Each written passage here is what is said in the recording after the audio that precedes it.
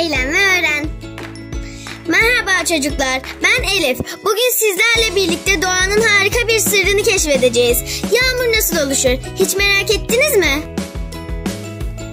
Güneş, denizleri, gölleri ve nehirleri ısıtır. Suyun bir kısmı ısının etkisiyle buharlaşır ve gökyüzüne yükselir.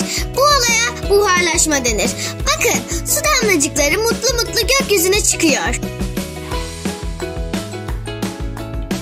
Gökyüzüne çıkan buhar yukarılarda soğur.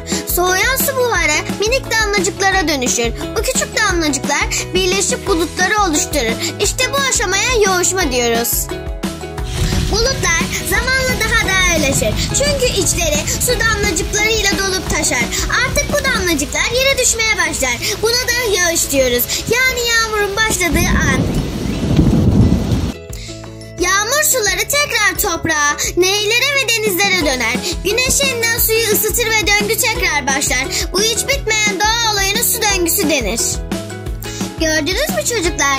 Güneş, bulutlar, su ve yağmur birlikte çalışıyor. Doğa kendi mucizesini her gün tekrarlıyor. Şimdi eğlenme zamanı. Evde kendi mini su döngünü yapmaya ne dersin? Bir kavanoza biraz su koy.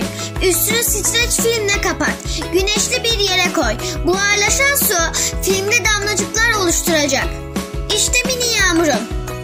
Harika iş çıkardınız çocuklar. Bugün hem eğlendik hem öğrendik. Merak edilen başka konuları öğrenmek istiyorsanız abone olmayı unutmayın. Bir sonraki macerada görüşmek üzere.